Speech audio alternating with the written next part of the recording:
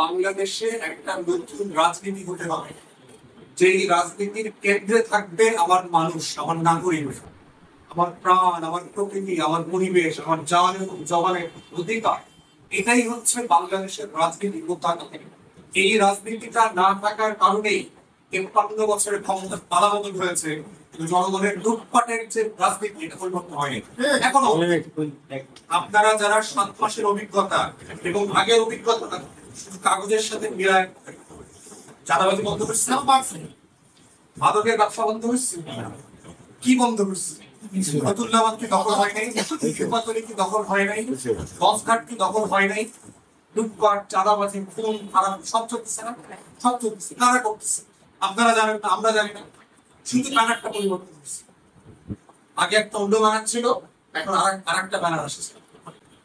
তাহলে আমাদের বক্তব্য হচ্ছে, বাংলাদেশের মুক্তির লড়াইতে আমাদের যে ওয়াদা ছিল ৭১ সালে ১৭ এপ্রিলের ঘোষণাপত্রে, এই মুক্তির লড়াইতে বলা ছিল যে আমার যে রাষ্ট্র, এই রাষ্ট্র হইতে হবে ৩টা মূলনীতির উপরে ভিত্তি করে, যেটা ভাই বলছেন।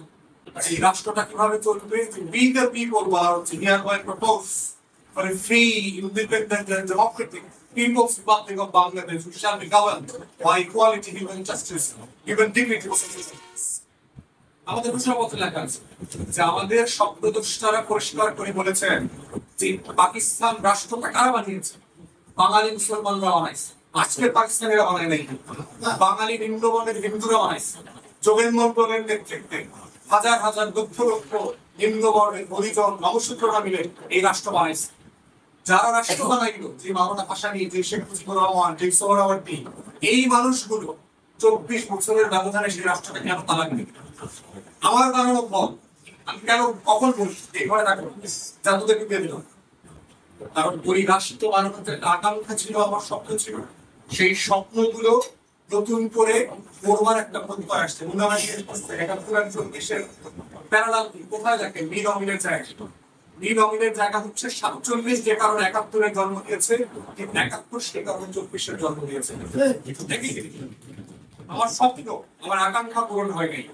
যে আমি একটা, আপনি যখন রেস্টুরেন্টে খাইতে যান, আপনি দেখলেন যে শুনলেন এখানে ভালো বিরিয়ানি করে, আপনি খাইলেন, দেখলেন বিরিয়ানি মজা লাগে না, তখন আপনি কি করবেন? ওই দোকানে আবার দ্বিতীয়বার বিরিয়ানি খাবেন না? এদিকেও ভালো মানুষদেরও দায় আছে।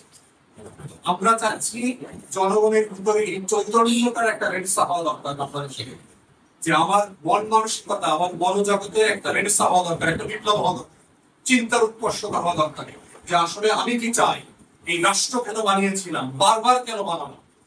পলাশির যুদ্ধের যে শিক্ষা, জমিদারির প্রথার যে শিক্ষা, ১৯০ বছরের ব্রিটিশ বিরোধী আন্দোলন, প্রত্যেকটা জিনিস হচ্ছে আমার এই জমিনের আন্দোলন, লড়াইয়ের, সংগ্রামের ইতিহাস হচ্ছে আমার কানেকশন, আমার সম্পর্ক।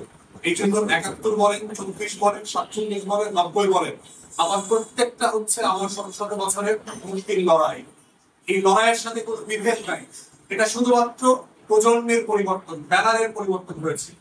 এক প্রজন্ম, আমার বাবা এক জায়গায় যুদ্ধ করেছে, আমার দাদা একটা যুদ্ধ করেছে, আমরা ২৪-এ যুদ্ধ করেছি। আমাদের পরবর্তী প্রজন্ম যদি আমরা ফেল করি, তারা আবার যুদ্ধ করবে, আবার লড়াই করবে, আবার মাঠে নামবে। এইটা হচ্ছে এডি পার্কের রাজনীতির মূলতা কথা। আমরা দেশটাকে ঠান্ডা নষ্ট করতে চাই। এই জন্য আমরা শুরুতেই বলেছি, আমরা কি দিয়ে রাজনীতি করি? সমস্যা সমাধানের রাজনীতি আমরা বারবার বলছি। যেটা জনগণের কষ্ট, ওইটা সমাধান করা হচ্ছে আমার রাজনীতি। যেটা জনগণের ভোগান্তি, সেটা দূর করা হচ্ছে আমার রাজনীতি। যেখানে যেখানে রাস্তা নাই, রাস্তা করে দেওয়া হচ্ছে আমার রাজনীতি। যেখানে যেখানে ব্রিজ নাই, সেটা ব্রিজ করে দেওয়া আমার রাজনীতি। যেখানে যেখানে মানুষের ব্যবসা আছে, সেই ব্যবসা বন্ধ করা আমার রাজনীতি। মানুষের যা যা কষ্ট, এই কষ্টকে অ্যাড্রেস করাই হচ্ছে নতুন প্রজন্মের রাজনীতি। এবং আমরা বোধ করছি এই রাজনীতিটাই বাংলাদেশকে বদলে দিতে পারে। গত ১৬ বছর ধরে আমরা রাজনৈতিক কর্মীরা বারবার তো বলেছি, নির্বাচন দেন, নির্বাচন দেন, নির্বাচন দেন, আমরা সফল হইনি। আমাদের পিছনে মানুষ নামে নাই। রাজনৈতিক দলের ব্যানারে ওই দলের নেতা কর্মীরাও নামে, ছেলে পেলেদের ব্যানারে কোনো নাম নেই। কারণ সিম্পলি দেশের মানুষ আমাদের রাজনৈতিক দলের কর্মীদেরকে বিশ্বাস করে, টপ মনে করে, আমাদের বাটপার মনে করে। দেখবেন মাঝে মধ্যে বলছেন না যে রাজনীতিবিদদের বাটপার বললেন, আমাকে সহ বলতেছে। আমাদের পুরো কালেকটিভলি রাজনৈতিক নেতা কর্মীদেরকে জনগণ খারাপ মানুষ মনে করে, এবং খারাপ মানুষ মনে করে বলেই প্রত্যেকটা পরিবারের বাবা মা তার ছেলে মেয়েকে বলে রাজনীতি করতে। তারপরে দেখেন আপনারাও বলেন আপনার ছেলে মেয়েদের পিছনে যাবে, পুরো কোনো প্রোগ্রামে যাবে, কেন করেন? আপনারা কি আপনার ছেলে মেয়েকে স্কুলে যাইতে নিষেধ করেন, নামাজে যাইতে নিষেধ করেন, ওয়াজ মাহফিলে যাইতে নিষেধ করেন, তো রাজনীতি করতে নিষেধ করেন কেন? কারণ আপনি বিশ্বাস করেন যে রাজনীতি খারাপ সমস্যা করে। তো যেই দেশের মানুষ বিশ্বাস করে না রাজনীতিবিদরা হলো খারাপ, সেই দেশের ভালো মানুষরা কেন রাজনীতিতে আসবে, রাজনৈতিক দলের পিছনে আসবে? কিন্তু এইটা আবার একটা অজুহাত না আসলে পরিবর্তন কিভাবে হবে সেটাও মাথায় রাখতে হবে। আমাদের বিশ্ববিদ্যালয়ে কাজ করছে প্রতিরোধ মজুমদার যে পলিটিক্যাল জেনারেশন তৈরি করা, যেটা প্রতিরোধ মজুমদার বারবার বলে যে একটা নীতিবান জনগোষ্ঠীকে রাজনীতিতে কিভাবে উদ্বুদ্ধ করা যায়। তো এবি পার্টি কিন্তু আমাদের রাজনৈতিক স্লোগান হচ্ছে জাতিকে শিল্পীর সেবা ও সমস্যা সমাধানের রাজনীতি করাটা। এবং এগুলো আপনারা যারা আমার পলিটিক্স 4-5 বছর ধরে ফলো করছেন, বাংলাদেশের কোন রাজনৈতিক দল এত পরিমাণে ইস্যুর উপরে গ্রিপ করে নাই যেটা এবি পার্টি এবং আমরা করেছি। আপনারা দেখবেন ব্যাংক বলেন, পল্লী বিদ্যুৎ বলেন, জিনিসপত্রের দাম বলেন, গ্যাস বলেন, কুইন্টাল লুটপাট বলেন, রেলওয়েতে আগুন বলেন, যা বলেন, প্রত্যেকটা ইস্যুতে আলাদা করে ব্রিফিং করে রাষ্ট্রদৃষ্টির সমালোচনা করা বিকল্প আমরা করেছি। 14 দফা, 15 দফা, 20 দফা, 21 দফা।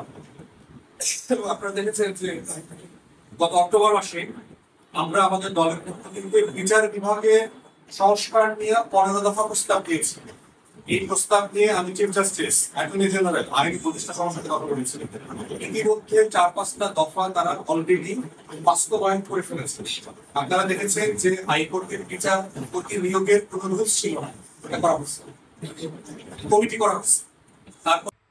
প্রিয় দর্শক, এতক্ষণ আমরা ওনার কথাগুলো শুনছিলাম এবং সমসাময়িক বিভিন্ন বিষয় নিয়ে উনি কথা বলেছেন এবং যে জুলাই আগস্ট পরবর্তী সময়গুলোতে মানুষের সাইকোলজি যে পরিবর্তন এবং এই গণ অভ্যর্থনের ফলে মানুষ যে তাদের সঙ্গে ইনভলভ হয়, প্রিভিয়াস গভর্নমেন্টকে বিতাড়িত থেকে শুরু করে নতুন বাংলাদেশ গড়ার যে প্রত্যয় নিয়ে মানুষ এখন স্বপ্ন দেখছে, সেই স্বপ্নের বাস্তবায়ন করার ক্ষেত্রে কোন বিষয়গুলোতে কাজ করা উচিত এবং এবি পার্টির পক্ষ থেকে এই ধরনের একটি ব্রিফিং করা হচ্ছিল এবং ওনাদের বিভিন্ন সময় বিভিন্ন ইস্যু নিয়ে ওনারা কথা বলেন, যে জায়গায় অ্যাড্রেস করে ইন্টার গভর্নমেন্ট বা যারা শীর্ষস্থানীয় নেতৃবৃন্দ আছে তাদের কাছে একটি মেসেজ দেওয়ার চেষ্টা করে যে কোন বিষয়গুলো জনগণের জন্য ক্ষতির কারণ হচ্ছে বা জনগণ কষ্টে আছে, এই বিষয়গুলো ওনাদের কাছে উপস্থাপন করার চেষ্টা করেন এবং ওনাদের মতামত এবং ওনাদের পক্ষ থেকে যে কথাগুলো